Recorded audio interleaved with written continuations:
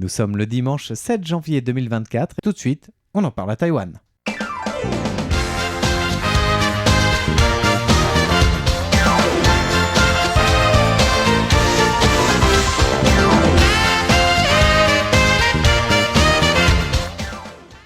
Bonjour à toutes et à tous, c'est François-Xavier Boulet. Et Meg. Et ça. Voilà pour l'émission, donc on en parle à Taïwan. Alors, de quoi allez-vous parler aujourd'hui pour cette première chronique en fait de l'année 2024 ? Alors moi, j'aurais pu vous parler de quand même l'événement de 2024, Oui. c'est-à-dire le retour de l'énorme canard jaune en plastique dans le port de Kaohsiung.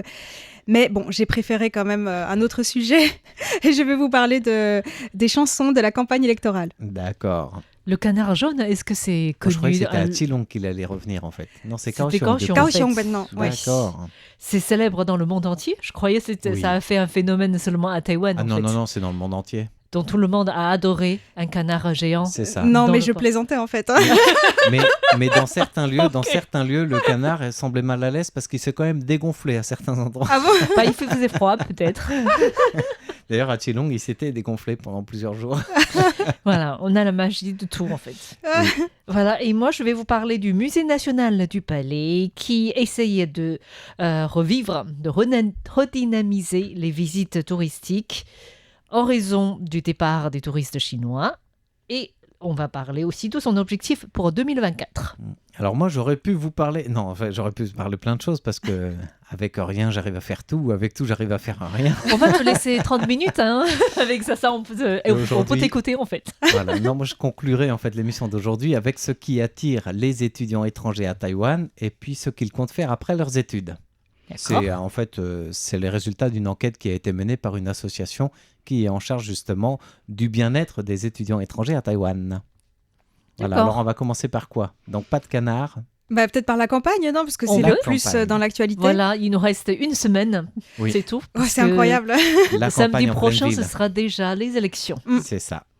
Alors, je vais vous parler des chansons, mais d'abord d'un petit film. Mais en tout cas, je voulais quand même dire que c'est une différence culturelle entre la France et Taïwan. Oui. Parce qu'en France, lors des campagnes électorales, il y a des clips officiels de campagne, mais c'est pas forcément des chansons. C'est plutôt voilà, des slogans ou peut-être avec une petite mélodie derrière, mais pas vraiment des chansons en tant que telles. Ou alors ça, on le verrait plutôt dans les guignols de l'info. Mais à Taïwan, Dans des remixes. mais à Taïwan, c'est C'est vraiment... des vrais guignols. Non, je plaisante. Non, je Et plaisante. c'est une vraie info. C'est une vraie info, voilà. En tout cas, à Taïwan, c'est vraiment quelque chose qui est très répandu dans les Voilà. campagnes électorales de tous les candidats, de tous les partis, de faire des chansons. Mhm.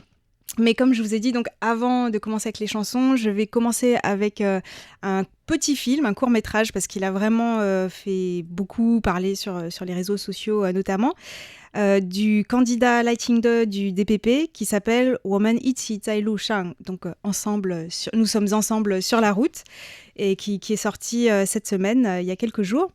Alors, dans ce petit clip, on le voit en voiture avec la présidente actuelle, Tsai Ing-wen, qui est au volant. Oui. Et ils discutent sur la passation de pouvoir après ces 2 mandats. Et elle dit que l'important, c'est qu'il continue à protéger la démocratie. Et donc, il y a des petites scénettes comme ça où il dit que oui, tu conduis bien. Et puis elle lui répond « Ah, mais c'est parce que tu es à mes côtés, je suis rassurée. » Après, le GPS a un problème. Mais ils continuent leur route pour rejoindre l'autoroute, malgré le vent qui souffle très fort à l'extérieur. Et ils ont toutefois une inquiétude, assez concrète quand même, que le DPP n'ait pas la majorité des sièges au Parlement. Oui. Donc l'objectif, c'est très clair en fait. Voilà. C'est ça. Il faut savoir lire le message. Oui. Parce que voilà, ils disent que donc Tsai Ing-wen et Lai-Ching-de disent que si le DPP n'avait pas la majorité au Parlement, ça les empêcherait de continuer sur la route sans encombre. Et donc Lai-Ching-de dit qu'il a essayé de trouver les candidats les plus talentueux. Donc on va voir la semaine prochaine qu'est-ce qu'il en sera. Oui. Et donc le moment clé de cette vidéo, c'est quand Tsai Ing-wen sort de la voiture devant un paysage paradisiaque de la côte est de Taïwan. Elle remet les clés à Lai Ching-de qui est désormais donc au volant, et il est accompagné de sa colistière Xiaobi Kim. Tout est symbolique. Alors, quelle route vont-ils prendre ? Et quelle voiture ? La même voiture. Mais la route, c'est simple, c'est toujours tout droit. C'est la route de la démocratie. Et là, Xiaobi Kim lui demande « Est-ce que tu es plutôt chien ou plutôt chat ?» Parce que tout le monde sait que Xiaobi Kim et Tsai Ing-wen adorent les chats. Oui. Et donc lui, alors contre toute attente, attention, il aime les chiens. Les chats ? Les chiens. Les chiens, oui. Voilà. Ah ouais, c'est la chute en fait du clip, quoi. Alors même pas, non, attends. Parce que donc, comme il aime les chiens, la démocratie tolère la diversité. On peut aimer soit les chats, soit les chiens. D'accord. C'est beau. En tout cas, sa conclusion, c'est sans paix ni démocratie, Taïwan ne serait plus Taïwan. Et donc, il est prêt pour donner sa vie pour protéger Taïwan. Ah, moi, j'ai entendu parler de ce clip comme quoi il y avait une plainte qui avait été déposée pour plagiat d'un clip qui avait été fait pour la cérémonie de remise des prix. Pour les courts-métrages à Taïwan. Ça, oui. Et en fait... y compris le titre. C'est pas surtout inspiré du film japonais alors, primé à l'international, On the Road. Alors, le réalisateur a réfuté, pour l'instant, on ne sait pas ce qui va se passer, mais en tout cas, à ce stade, il a réfuté tout plagiat. Il a dit que des films comme ça dans les voitures, il y en a beaucoup. Oui, donc, ça, c'est voilà. difficile, en fait. En tout cas, le plagiat était non seulement le fait que ça se passe en voiture, mais le choix du titre qui était exactement le même que celui qui avait été pris avant aussi. D'accord. En tout cas, c'est un style vraiment très hollywoodien, avec les retouches ou maquillage pour que tout le monde ait l'air vraiment jeune et en pleine forme. Et ce qui est rigolo, c'est vraiment très très hollywoodien parce qu'ils ont fait le making-of, c'est-à-dire deuxième vidéo pour montrer comment la vidéo a été tournée. Du tournage. C'est vraiment très intéressant sur les messages qu'ils veulent faire passer. D'accord. Et alors, en matière de chansons, on va écouter la chanson de Lighting 2 qui s'appelle Team Taiwan. Donc, ça veut dire l'équipe taïwanaise. Mais attention, c'est un jeu de mots. Taiwan. Parce que si on prononce à peu près pareil, enfin un petit peu différemment, mais Team Taiwan en... Soutenir. Voilà, ça veut dire soutenir Taïwan. Voilà. On va l'écouter tout de suite.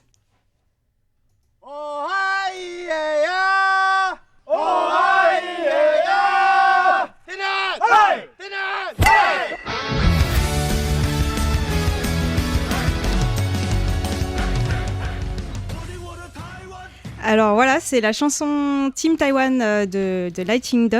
C'est lui qui chante ? Ah non, c'est pas lui qui chante. Donc vous avez entendu la petite mélodie aborigène, mais pas exactement au départ. Et il faut vous imaginer que c'est sur un terrain de baseball. C'est pour ça, effectivement. C'est la diversité. Voilà. Effectivement, ça fait très chanson baseball. C'est dans ma tête, je me disais ça en fait. J'avais jamais entendu cette chanson de Lighting 2. Il y a même les pom-pom girls et tout ça. Voilà. Ça va avec aussi le logo et le Team Taiwan qui est en design de logo et de blason sportif en fait, pour tout cette année, je trouve. Tout à fait. Et le baseball qui est le sport préféré des Taïwanais. Donc on voit même Lighting 2 qui tape dans la balle de baseball. Il y a beaucoup de jeunes dans cette vidéo. C'est chanté en taïwanais, en mandarin et en anglais, avec un côté un petit peu international. On voit aussi Lighting 2 lors des conférences internationales avec des occidentaux. D'ailleurs, la première fois qu'on l'a vu lors de son séjour, de son escale aux États-Unis pour aller à l'inauguration présidentielle d'un allié diplomatique en Amérique, il avait fait escale aux États-Unis et on l'avait vu participer à un match de baseball aux États-Unis à côté de qui ? À côté de Xiaobi Kim. Et tous les deux avaient le t-shirt de baseball. D'accord. Donc c'était prémonitoire ou calculé. Un thème prédéfini depuis longtemps en fait. Tout à fait. Mais en tout cas, moi, ce que je constate, c'est qu'il y a 4 ans et il y a 8 ans, lors de la campagne de Tsai Ing-wen, il y avait vraiment un grand soutien de la société civile, notamment énormément de groupes de rock et de chanteurs avaient soutenu. Ils avaient fait une chanson ensemble qui s'appelait Dianliang Taiwan, Illuminer Taïwan. Oui. Et là, en fait, il n'y a pas vraiment de chanteur connu dans aucun... Enfin, pas aussi connu qu'à ce moment-là qui soutient aucun parti. D'accord. Donc il y a quand même un petit changement à ce niveau-là, mais les chansons sont toujours là. C'est peut-être voulu en fait pour donner la chance à tout le monde en fait. Oui, peut-être. En fait, toute l'interprétation sont possibles dans une campagne. Méconnus. Alors, on change de style avec le KMT. Oui. Ok, on va où maintenant? On the road. On the road again. On the road. Et pourquoi non, pas? ça c'est pour Kawenje tout à l'heure. Ah d'accord. Mais alors, le KMT, c'est assez incroyable parce qu'ils ont 2 chansons, notamment, mais qui sont complètement différentes l'une de l'autre. Alors, il y a d'abord la chanson pour l'électorat traditionnel et surtout Hakka, parce que c'est vraiment une chanson en Hakka. On va commencer à la passer. On va l'écouter d'ailleurs.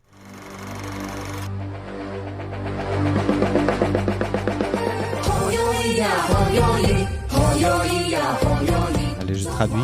Hoyoi. Effectivement, c'est une chanson très KMT.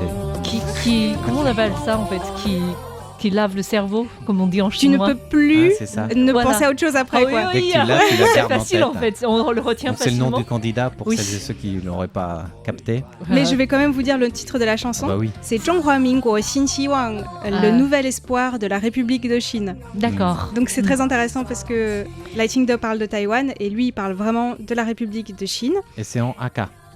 Alors cette chanson-là, c'est en Hakka et on le voit partout dans les villages Hakka du nord au sud. Et il est même en train de fabriquer une ombrelle traditionnelle Hakka. C'est Hakka traditionnelle en fait. Voilà. C'est ça. Donc, et puis il y a plutôt des personnes âgées dans ce film. C'est aussi la diversité. Oui, tout à fait. Inconnue. Et alors en parlant de diversité, je vais vous faire écouter une deuxième chanson de Hoyoi. Oui. C'est pas lui qui chante non plus, mais c'est une chanson officielle de la campagne. Et alors là, c'est plus surprenant, c'est un style complètement différent. C'est presque branché. Yo.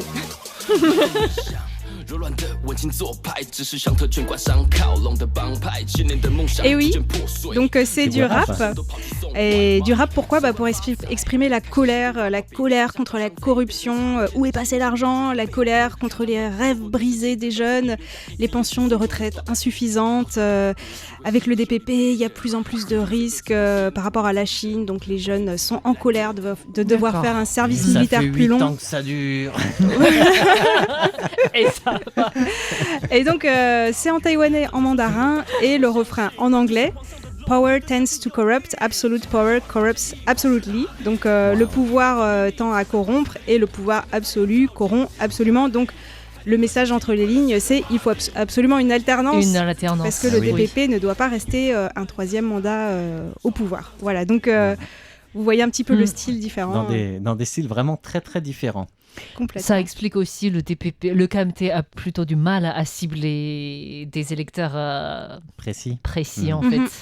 Ouais. Parce que c'est vrai que depuis 2 mandats consécutifs, maintenant, le KMT qui était descendu très bas après avoir déçu beaucoup de personnes dans son propre camp, ne sait pas s'il doit chercher à plutôt attirer des jeunes électeurs ou un nouvel électorat ou réattirer ceux qui sont un peu déçus par le parti, quoi. Et du coup, il est entre deux chaises, il ne sait pas sur quel pied danser jusqu'à aujourd'hui, en fait. Bah, il n'y a pas de renouveau au sein des ténors du parti, quoi. On saura plus le jour des élections aussi. C'est ça. Voilà. Mais attention, il y a un troisième candidat. Et oui. Ko Wen-je, l'ancien maire de Taipei. Qu'on essaye de le marginaliser lors des débats télévisés. C'est vrai, ça c'était génial. Oui, surtout Hoyoi ne l'adressait pas la parole à Ko Wen-je en fait.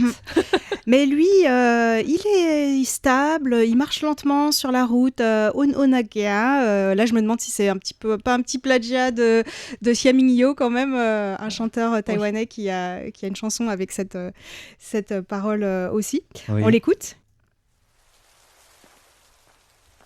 C'est la pluie à Taipei. C'est très romantique, n'est-ce pas ? Waouh. Ça change vraiment des campagnes, des chansons qu'on a entendues. Ko Wen-je est là. Et on le voit travailler sur sa tablette dans la voiture ou manger des nouilles instantanées parce qu'il est très occupé. On a l'impression en fait d'avoir un peu le même clip que quand il était maire de Taipei pour développer la ville, quoi. Alors, la première fois où il était en campagne, je me souviens, il avait carrément fait un CD en entier avec des musiciens de la société civile. Il y avait du rap, il y avait tous les types de chansons. Il est très fort dans cela, c'est pour ça qu'il avait organisé des concerts récemment en fait. Donc lui et les chansons, et ça attire les jeunes en fait surtout. C'est ça. Et alors son message dans cette chanson, c'est donc d'ailleurs comme l'indique le titre, je marche de manière stable, lente. C'est la stabilité, je suis quelqu'un de prévisible, il n'y aura pas d'imprévu avec moi. Et puis, je représente un nouvel espoir, contrairement aux 2 partis traditionnels qui ont toujours été là. Logique et aussi. Si vous votez pour moi, c'est comme écrire un nouveau chemin sur une page blanche allusion à la couleur de son parti qui est, qui est le blanc. D'accord. C'est joli comme idée. Par contre, j'ai l'impression qu'en termes d'imprévu, souvent, dès qu'il prononce un discours, il y a quand même quelque chose d'impromptu qui arrive. Mais c'est pour ça justement qu'il Il veut changer son les image. Taïwanais en fait. Voilà.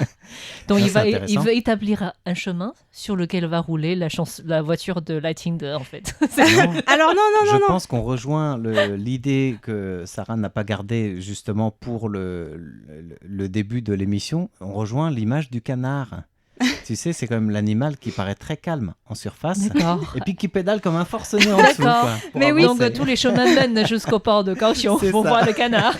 Bah, en tout cas, pédaler, c'était vraiment le bon mot parce que son Oui. deuxième clip, Kantanerang, un homme simple, c'est en Oui. taïwanais, eh ben il pédale. On va l'écouter. C'est son style, il pédale en fait.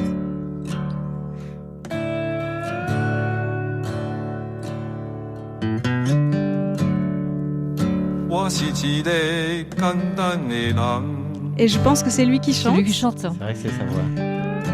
Et donc il dit ouais, je suis un président ordinaire. Enfin, je suis un président, pardon. Je Simple. suis un homme, Un pardon, homme simple. normal, ordinaire. Ça vous rappellera peut-être de vieux souvenirs. Voilà. Et donc, il dit dans cette chanson que c'est pas lui qui est bizarre, c'est la société qui ne va pas bien. Et donc, on le voit rouler sur la route en vélo. Et Bien il est sûr, un malmené côté par les qu'on voitures. Il tient bon malgré tout parce qu'il a confiance en l'avenir. Et il a beau être simple, il est courageux. Voilà. D'accord.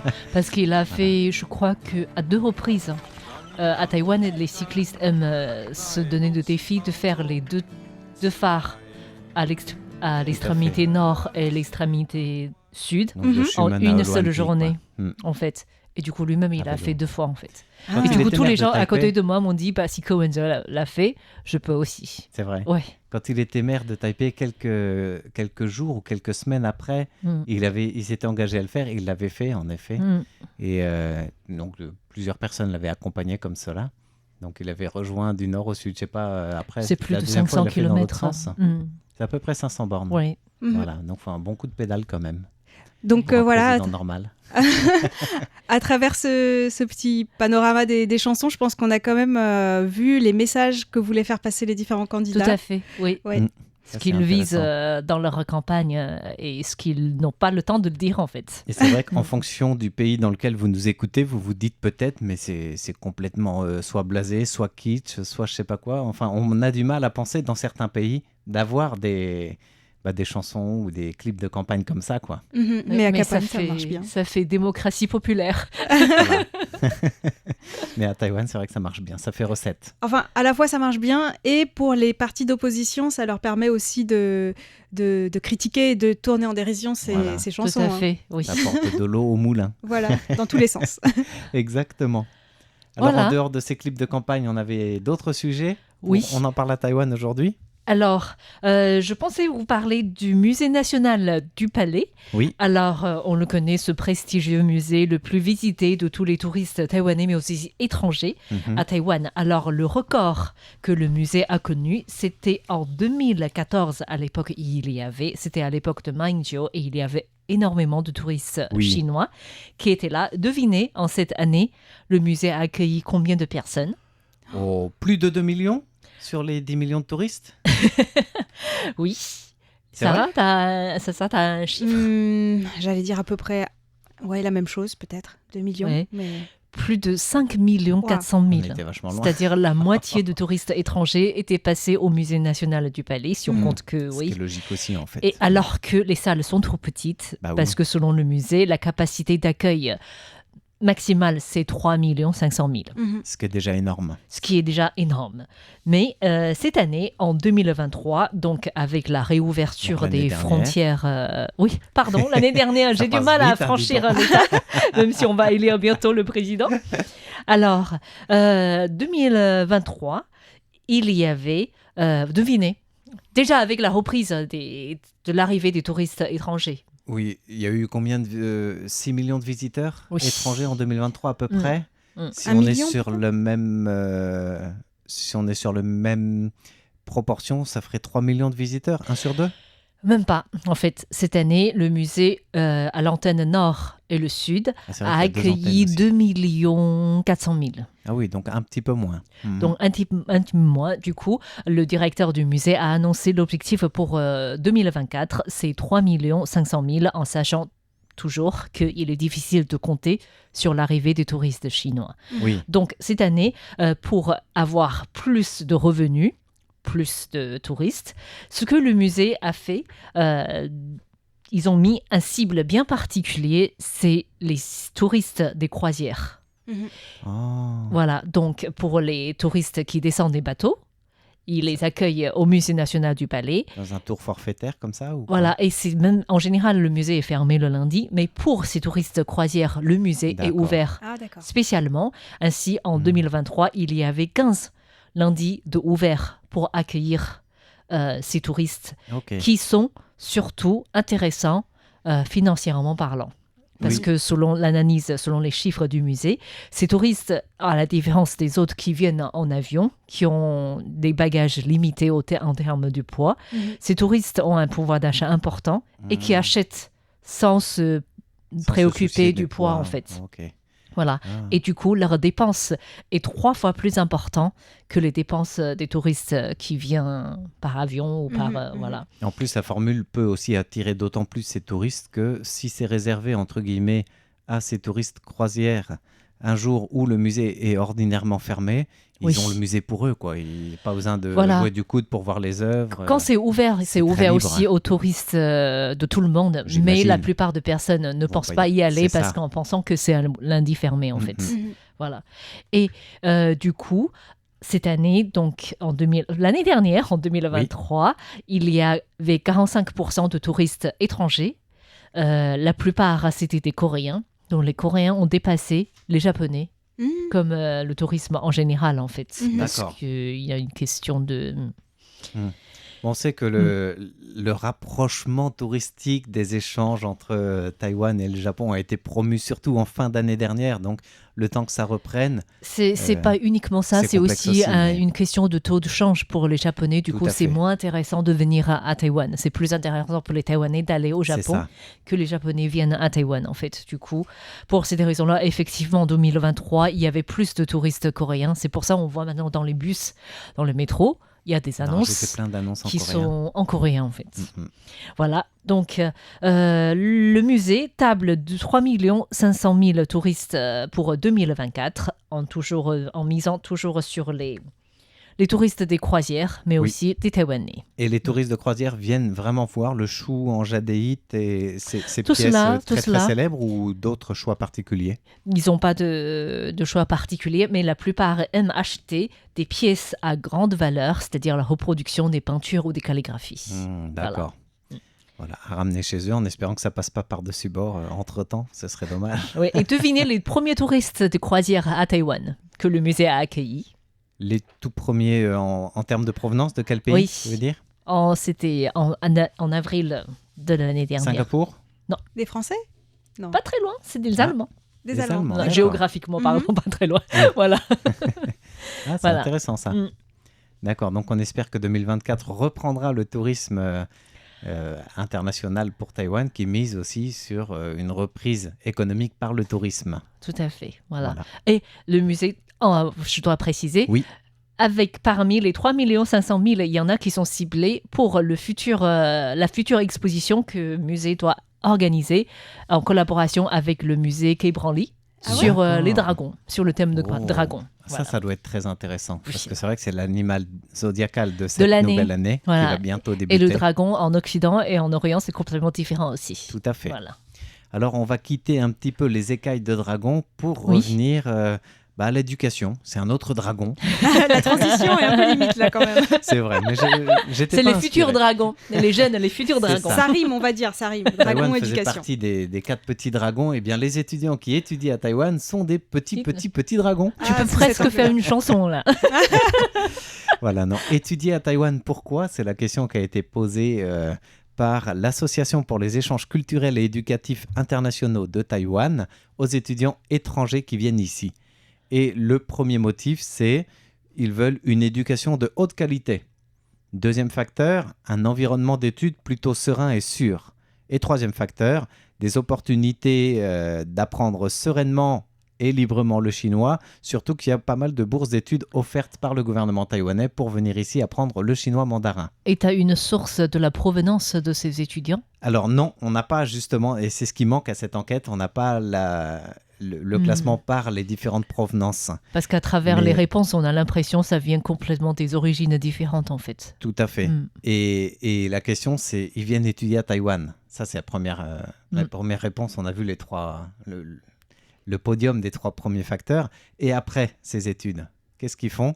Ils sont 86% à répondre qu'ils veulent rester chercher un travail à Taïwan après leur diplôme. En Donc tout ça cas, leur plaît dans bien. un moyen et long terme, c'est-à-dire, court et moyen terme, pardon, sur les 5 premières années après leur diplôme, ils aimeraient bien rester à Taïwan. Et c'est vrai que c'est quelque chose que j'ai l'impression qu'on croise assez souvent pour être à Taïwan depuis longtemps, des étudiants qui viennent là, et qui restent. aiment et qui veulent chercher un moyen de rester, quoi.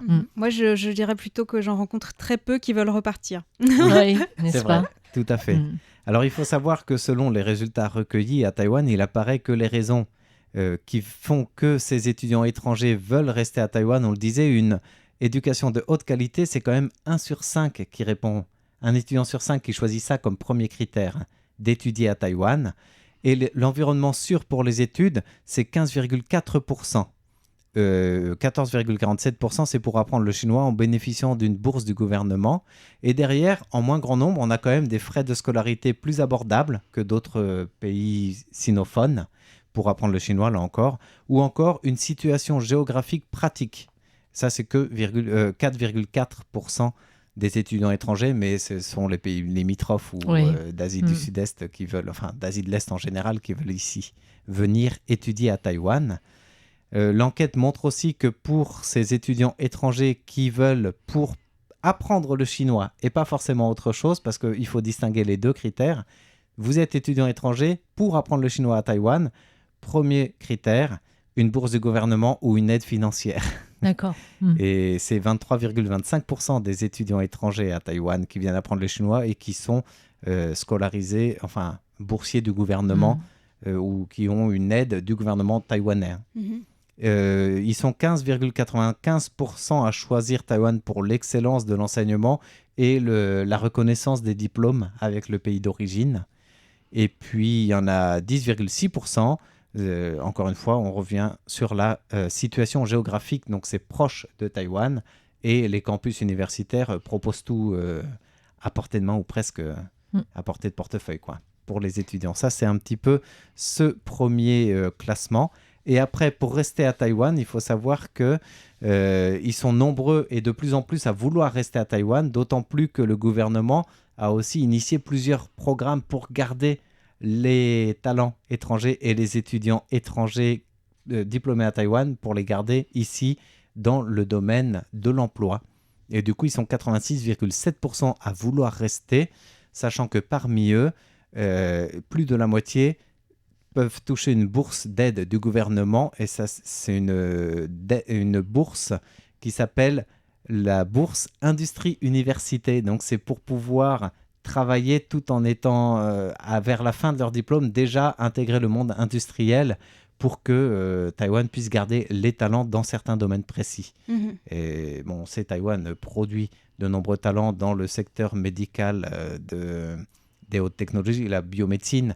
Les semi-conducteurs, c'est pas forcément les étudiants étrangers qui vont rester à Taïwan pour ça, même s'il y en a qui viennent pour se former, eux vont plutôt repartir plus sur le moyen et long terme. Je crois qu'en 2024, le gouvernement a un nouveau quota pour les étudiants étrangers en semi-conducteurs. Donc ça va être un nouveau... J'avais vu ça aussi tout à fait passer, sachant qu'ils veulent les former, certains pour les garder, d'autres pour les envoyer dans leurs usines à l'étranger. Dans leurs usines à l'étranger, tout à fait. Voilà, et ça, c'est 21,9% des étudiants qui veulent rentrer dans ce cadre du programme gouvernemental d'aide à l'introduction dans une industrie ou un secteur industriel approprié vers la fin de leurs études. D'ailleurs, je crois que les étudiants dans les premières universités en termes de classement qui sont liés avec le secteur de semi-conducteurs, ils ont un emploi avant même d'avoir terminé leurs études. Tout à fait. Généralement, ça se passe au troisième par un année, stage qui fait que tout de suite, on n'a pas besoin d'un stage pour après. être recruté, en fait. C'est ça. Voilà. Donc voilà comment un peu ça se passe et ça concerne quand même une grande majorité et de plus en plus d'étudiants étrangers. Il faudrait savoir en effet sur le long terme, j'aimerais qu'on puisse avoir plus de détails à vous donner sur la provenance de ces étudiants, sur le nombre précis aussi et les objectifs chiffrés du gouvernement, mais ça on ne les a pas encore. Oui. Voilà. Croisons les doigts pour que ça sorte assez rapidement. En tout cas avant la fin de l'année. Oui, c'est sûr. On a encore 11 mois, ça va. Et on arrive déjà à la fin de cette émission. On en parle à Taïwan de ce dimanche 7 janvier. Merci à toutes et à tous de nous avoir suivis. C'était Ming, ça. et Fix. Bye bye. bye.